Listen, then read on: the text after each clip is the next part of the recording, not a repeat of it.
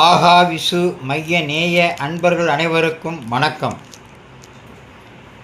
இன்றைய ஏப்ரல் 14 சித்திரை 1 தமிழ் புத்தாண்டு நல்வாழ்த்துக்கள். இன்று தமிழ் பராபவ ஆண்டு. இந்த ஆண்டானது விசுவாவசு ஆண்டை தொடர்ந்து வருகிறது.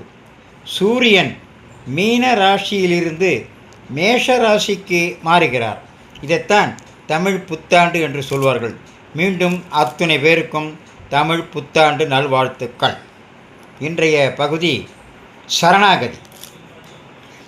மகாபாரதத்தில் குருஷேத்திர போரில் ஒரு நாள் கௌரவரின் படைகள் அனைத்தும் அர்ஜுனனை சுற்றி வளைத்து தாக்கிக் கொண்டிருந்தன. அன்று அர்ஜுனன் தன்னுடைய காண்டீபத்தை ஏந்தி மிக தீவிரமாக போர் புரிந்து கொண்டிருந்தான்.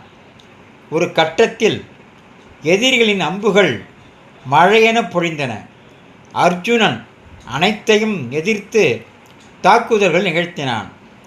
தேரோட்டியாக இருந்த கிருஷ்ணர் அர்ஜுனனை அந்த அம்பு மழையிலிருந்து காப்பதற்காக தேரை மிக லாகவமாக செலுத்தினார்.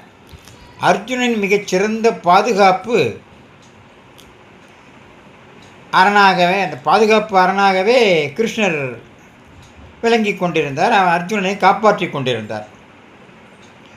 உலகை காப்பவனே அர்ஜுனனை காக்கும்போது அம்புகள் என்ன செய்துவிட முடியும்? அதுவும் காண்டீபம் கொண்டிருக்கின்ற காண்டீபதாரியை. அர்ஜுனுடைய வில்லிற்கு பேர் காண்டீபம்னு பேர். இருப்பினும் அர்ஜுனன் தன் வீரத்தால் தன்னைத்தானே தன்வசம் இழந்தான்.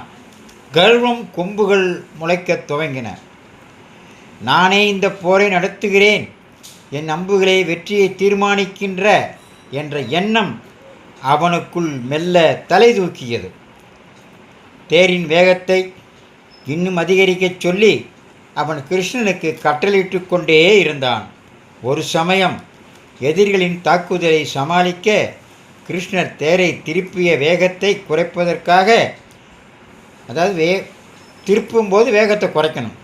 தேரை திருப்பிய போது வேகத்தை குறைப்பதாக எண்ணிய அர்ஜுனன் தன் கையில் இருந்த வில்லால் கிருஷ்ணனின் முதுகில் தட்டினார். உலகை காப்பாற்றும் மகாவிஷ்ணுவின் முதுகில் அர்ஜுனன் தன்னுடைய வில்லால் முதுகில் தட்டினான். என்ன நடந்தது? நாளை பாகம் 2 பார்க்கலாமே. இதையெல்லாம் லைக் செய்யுங்கள்.